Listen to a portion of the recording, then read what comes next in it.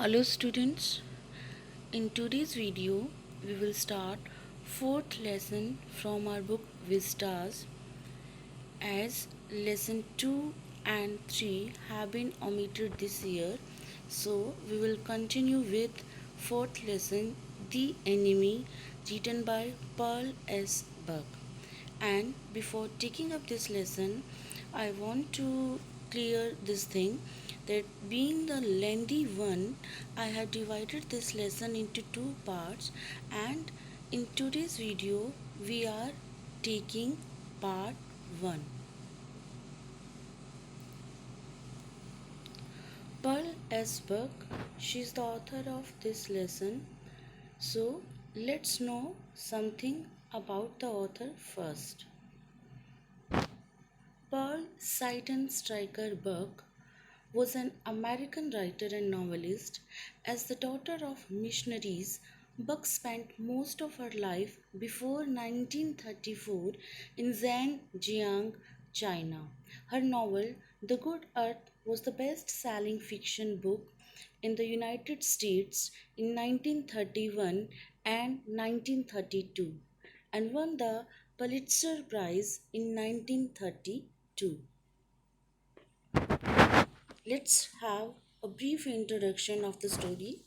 The story highlights how a Japanese doctor saves the life of an American prisoner of war and rises above narrow national prejudices. He risks his honor, career, position, and life by sheltering a war prisoner of the enemy camp and saving his life.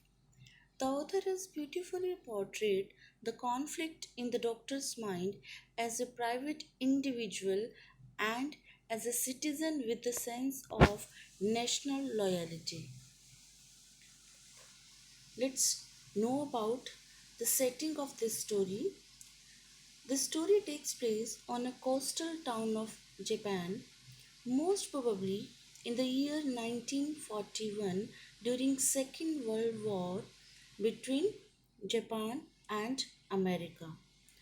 Following Japan attacking Pearl Harbor, where US Army was camping and controlling. Japanese were hostile to the Americans.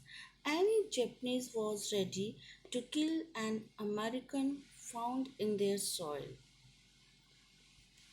Main characters in the story: Dr. Sadao Hoki, a Japanese doctor, as you can see in the picture also. He studied medicine in America and later returned to Japan.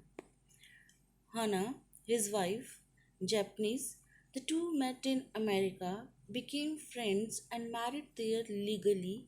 It is unlikely that Hana was a medical student. The old general, Japan's army general, Sadao's patient. He was a cruel man in his prime years, in his young days as a general. Tom, an American soldier who got ashore near Sadao's house following a serious injury. Tom was treated by Sadao. Minor characters of the story: Sadao's father, a true die-hard Japanese, blindly patriotic. He didn't allow any foreign articles at home.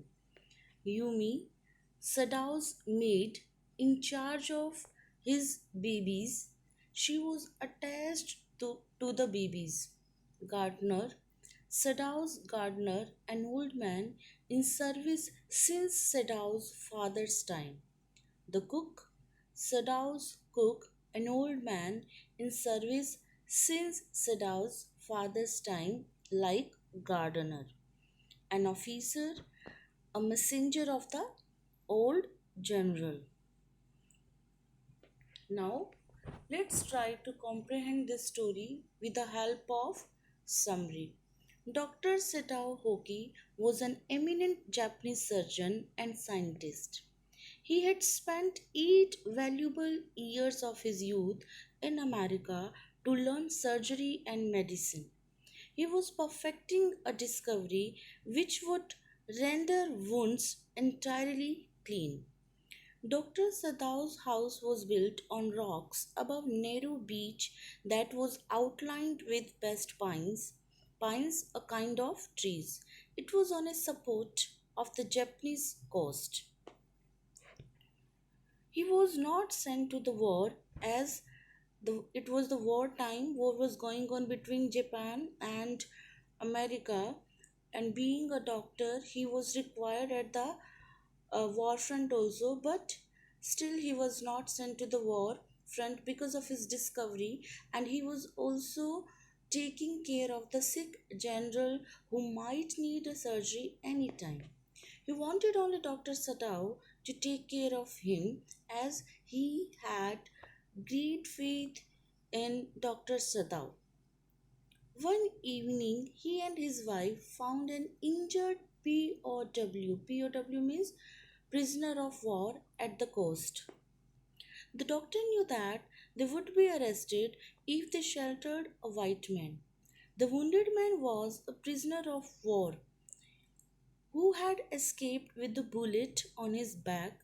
Since Japan was at war with America, and as that white man was also an American, so harboring or sheltering an enemy meant being a traitor to Japan. Dr. Sadao could be arrested if anyone complained against him and accused him of harboring an enemy.